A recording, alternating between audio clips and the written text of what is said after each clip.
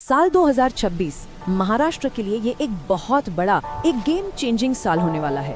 और ये सिर्फ सड़कें या पुल बनाने की बात नहीं है। यहाँ कुछ इतने बड़े प्रोजेक्ट शुरू हो रहे हैं जो इस राज्य की पूरी इकोनॉमिक और सोशल तस्वीर को हमेशा हमेशा के लिए बदल सकते हैं। तो सवाल यही है कि आखिर 2026 इतना खास क्यों है? ऐसा क्या होने वाला है? चलिए देखते हैं कि ये मेगा ट्रांसफॉर्मेशन महाराष्ट्र के भविष्य को कैसे एक नया आकार देने वाला है।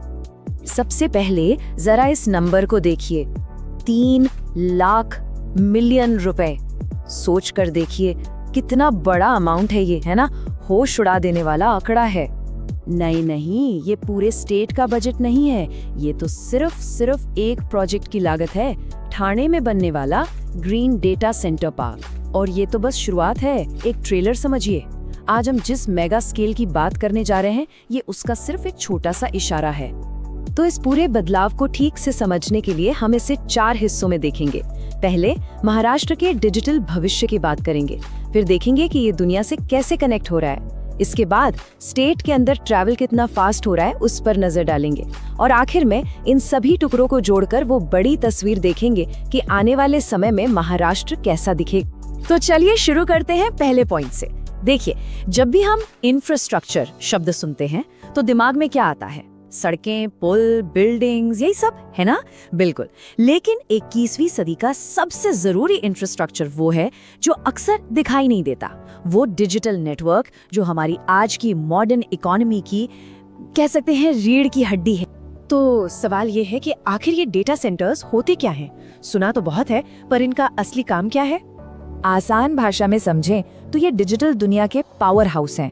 मतलब जब भी कोई ऑनलाइन फिल्म देखता है, गूगल ड्राइव या iCloud पर कोई फाइल सेव करता है, या फिर चैट जीपीटी जैसा AI इस्तेमाल करता है, तो पर्दे के पीछे सारा काम इन्हीं बड़े बड़े सुपर सिक्योर सेंटर्स में हो रहा होता है। एक तरह से ये इंटरनेट का दिमाग है। और इसी डिजिटल रेस में महाराष्ट्र अब सबसे आगे निकलने की तैयारी में है। कैसे? ठाणे में बनाया जा रहा है 2 गीगावाट का एक विशाल green data center park. 2 gigawatt, सोच सकते हैं ये कितना होता है?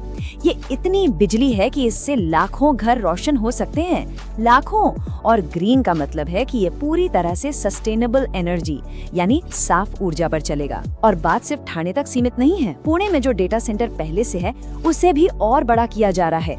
तो ये प्रोजेक्ट्स मिलकर महाराष्ट्र को इंडिया का डिजिटल पावर हाउस बनाने के रास्ते पर ले जा रहे हैं। तो ये तो हुई डिजिटल दुनिया की बात। अब आते हैं जमीन पर।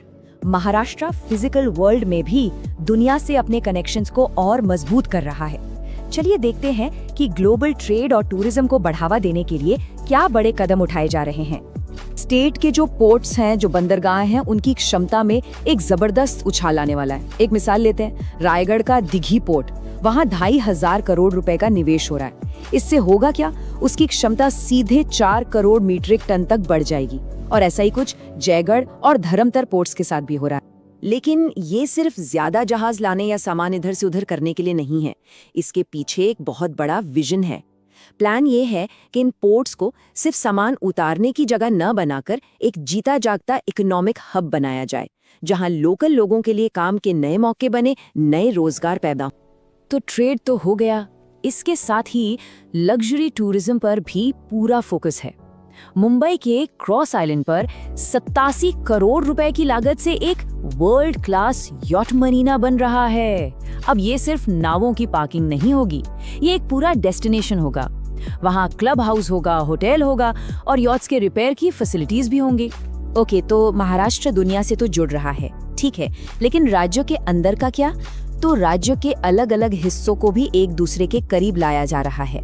अब देखते हैं कि अंदरूनी सफर को कैसे तेज और आसान बनाने की तैयारी है, ताकि विकास महाराष्ट्र के कोने कोने तक पहुंच सके। सबसे पहले नागपुर सुपर एक्सप्रेसवे। ये सिर्फ एक सड़क नहीं है, इसे पूरे विदर्भ रीजन के लिए एक इकोनॉमिक लाइफलाइन माना जा रहा है। सोचिए, करीब 9,300 करोड़ रुपए की लागत से ये एक्सप्रेसवे नागपुर, भंडारा और चंद्रपुर को जोड़ेगा। इससे क्या होगा? इस पूरे इलाके में आर्थिक विकास की रफ्तार बहुत तेज हो जाएगी। टूरिज्म को एक और जबरदस्त पुश देने के लिए जालना और जलगांव के बीच 174 किलोमीटर की एक बिल्कुल नई रेलवे लाइन बिछाई जाएगी। इसका सबसे बड़ा फायदा, दुनिया भर में मशहूर अजंता की गुफाओं तक पहुंचना बहुत बहुत आसान हो जाएगा। इसका काम 2026 में शुरू होगा और उम्मीद है कि 2029 तक ये प्रोजेक्ट पूरा हो जाएगा। और इन बड़े प्रोजेक्ट्स के अलावा नेटवर्क में जो छोटी छोटी रुकावटें हैं उन्हें भी दूर किया जा रहा है। जैसे वर्धा बलहर्षा रूट पर एक चौथी लाइन डाली जाएगी, जलगांव भुसावल पर 5वीं लाइन। इससे ट्रेनें और तेज चलेंगी। और हाँ, दक्षिण मुंबई में एक नया फ्लाईओवर बनेगा जो शहर के ट्रैफिक जाम को कम करने में काफी मदद करेगा। तो अब तक हमने डिजिटल, समुद्री और जमीनी तीनों तरह के प्रोजेक्ट्स को देखा, लेकिन ये सब अलग अलग प्रोजेक्ट्स नहीं हैं। जब हम इन सबको एक साथ जोड़कर देखते हैं ना, तो महाराष्ट्र के भविष्य की एक बहुत बड़ी और साफ तस्वीर सामने आती है। तो इन सब का आखिर मतलब क्या निकलता है? क्या है बड़ी तस्वीर? ये एक सोची समझी 4 खंभों वाली रणनीति है। पहला, महाराष्ट्र को एक डिजिटल पावर हाउस बनाना। दूसरा, इसे एक ग्लोबल ट्रेड हब की तरह स्थापित करना। तीसरा, राज्य के अंदर आसान कनेक्टिविटी बनाना। और चौथा, टूरिज्म और क्षेत्रीय विकास को बढ़ावा देना। ये 4 स्तंभ हैं इस पूरे बदलाव के। तो जैसा हमने देखा, ये सिर्फ कंक्रीट और स्टील का खेल नहीं है। ये एक बहुत बड़ी सोची समझी स्ट्रैटेजी है जो आने वाले कई दशकों तक, मतलब डेकेड्स तक, महाराष्ट्र के भविष्य का रास्ता तय करेगी। तो इतने बड़े बड़े नंबरों और विशाल प्रोजेक्ट्स के बीच सबसे असली और सबसे जरूरी सवाल तो यही है, ये बड़ा विकास, ये महाकाया पलट महाराष्ट्र के एक आम नागरिक की रोजमर्रा की जिंदगी को आखिर कैसे बदलेगा? सोचने वाली बात है।